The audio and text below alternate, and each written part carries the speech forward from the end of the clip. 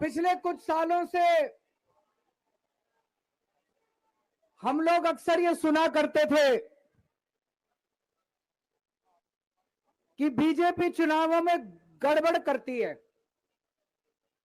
अक्सर आरोप लगते थे कि बीजेपी चुनाव गड़बड़ करके जीतती है, बीजेपी चुनाव वोटों की चोरी करती है, ईवीएम में हेराफेरी करती है, वोटर लिस्ट में से नाम कटवा देती है, फर्जी नाम जुड़वा देती है।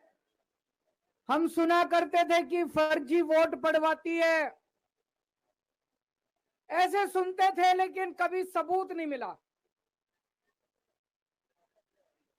गीता में एक श्लोक लिखा है, यदा यदा ही धर्मस्य ग्लानिर्भवति भारत। जब जब इस पृथ्वी के ऊपर बहुत ज्यादा पाप हो जाता है तो फिर ऊपर वाले को पृथ्वी के ऊपर आना पड़ता है। तो ऊपर वाले को पृथ्वी पे आना पड़ता है का मतलब ये नहीं कि भगवान को आना पड़ता है। भगवान अपने तरीके से ऊपर आसमान में बैठ के झाड़ू चलाता है। ये जो चंडीगढ़ का चुनाव है, ये दिखाता है कि इनका पाप का घड़ा कैसे भर गया था। जब पाप का घड़ा भर जाता है बहुत ज्यादा, तो फिर प्रकृति अपनी झाड़ू चलाती है, भगवान अपनी झाड़ू चलाता है, चीजों को ठीक करता है। चंडीगढ़ का चुनाव कहने को तो छोटा सा चुनाव था, 10 बाई 10 किलोमीटर का एक छोटा सा शहर है, मेयर का चुनाव था, लेकिन दुनिया की सबसे बड़ी पार्टी चंडीगढ़ के चुनाव में वोटों की चोरी करते हुए पकड़ी गई, रंगे हाथों पकड़ी गई। दोस्तों,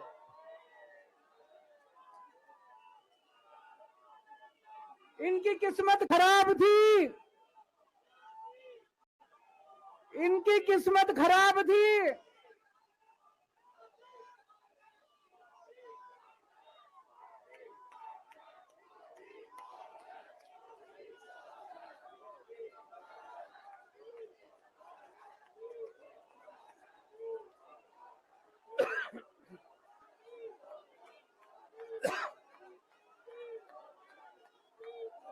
एक नारा लगाएंगे,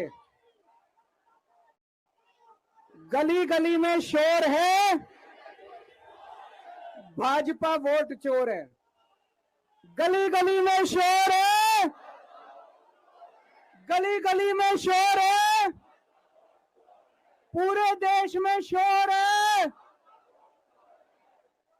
तो दोस्तों, चंडीगढ़ में ये पकड़े गए, रंगे हाथों वीडियो के ऊपर पकड़े गए, वीडियो के ऊपर। अभी रुक जाओ, अभी रुक जाओ, अभी रुक जाओ, अभी रुक जाओ, अभी रुक जाओ।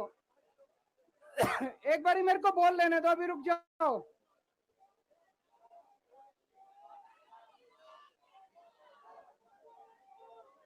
दोस्तों,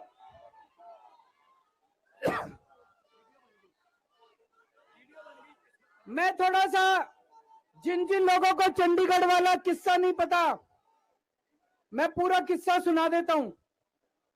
चंडीगढ़ में मेयर का चुनाव होना था, जैसे दिल्ली में मेयर का चुनाव होता है। चंडीगढ़ में जो चुने हुए काउंसलर हैं, वो काउंसलर वोट डालते हैं और अपने मेयर को चुनते हैं। चंडीगढ़ में 36 मेयर हैं, 36 काउंसलर हैं। 36 में से 16 काउंसलर बीजेपी के, 20 काउंसलर इंडिया गठबंधन के। तो जाहिर तौर पे इंडिया गठबंधन का मेयर डिप्टी मेयर बनना था, इसमें कोई बहुत बड़ी बात थोड़ी थी। लेकिन इन्होंने बदमाशी क्या करी, जो चुनाव अधिकारी है, चुनाव करने वाला प्रिसाइडिंग ऑफिसर है, वो इन्होंने बीजेपी के एक कार्यकर्ता को बना दिया। अब बीजेपी का कार्यकर्ता वहां बदमाशी नहीं करेगा तो और क्या करेगा। उस बीजेपी के कार्यकर्ता ने वोट तो डलवाई, लेकिन जब काउंटिंग करने बैठा तो ये प्रैक्टिस है कि भाई सारी पार्टियों के जो एजेंट है वो सामने आके बैठते हैं और हर वोट देखा जाता है।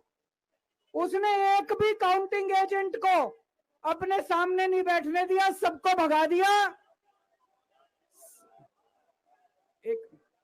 सबको भगा दिया उसने, और उसने खुद ही काउंटिंग करी, और काउंटिंग करते टाइम उसने इंडिया गठबंधन के 8 वोट उसमें गलत सलत निशान लगा के उनको इनवैलिड कर दिया। तो हमारे 20 वोट थे, 20 में से 8 इनवैलिड कर दिए, 12 वोट पड़े हमारे, और उनके कहता है 16 वोट पड़े, सारे हमारे इनवैलिड हो गए। जैसे केवल हमारे वालों को ही वोट पे निशान लगाने नहीं आते, उनके वालों को आता है। अंदर से एक कर्मचारी ने हमें बताया है कि उनके भी 16 वोट नहीं पड़े थे, उनके 13 ही वोट पड़े थे। अब किसी को नहीं पता कितने वोट पड़े, किसी को नहीं पता किसके कितने वोट पड़े, काउंटिंग एजेंट तो था ही नहीं। और उस चुनाव अधिकारी ने नतीजे घोषित कर दिए कि बीजेपी का मेयर बन गया। उनकी किस्मत खराब थी, वहां चारों तरफ कैमरे लगे पड़े थे। उस कैमरे में वो चुनाव अधिकारी इंडिया गठबंधन के वोटों के ऊपर कांटे मारता हुआ, निशान लगाता हुआ उसके अंदर कैप्चर हो गया, उसके अंदर दिखाई दे रहा है। और ये वीडियो पूरे देश के अंदर फैल गया। अब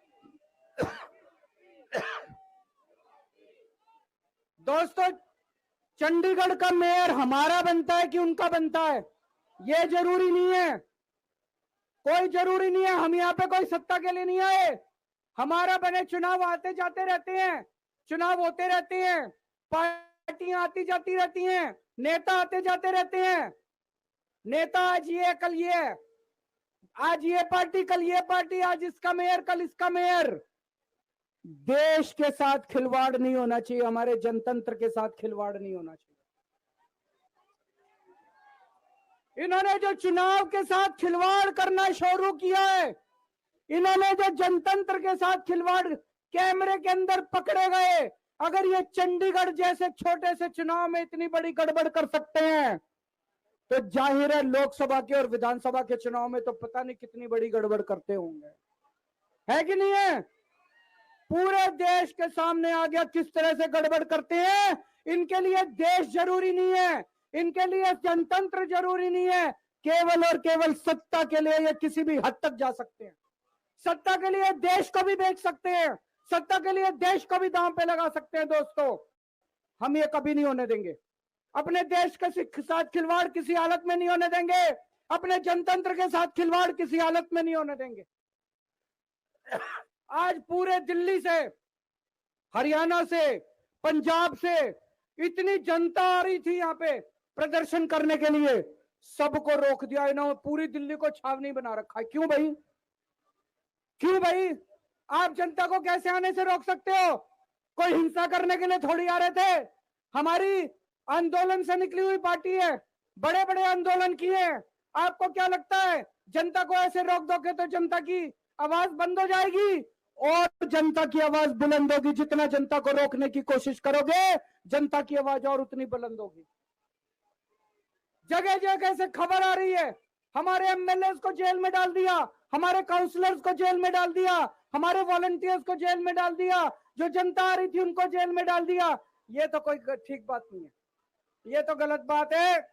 तो दोस्तों, हम इसकी कड़ी निंदा करते हैं, और आज इस मंच से मैं देश के लोगों को आगाह करना चाहता हूं कि जो आप वोट डाल के आते हो, आप तो सोचते हो मैंने इसको वोट डाला, लेकिन उसके बाद आपके वोट का क्या होता है कुछ नहीं पता।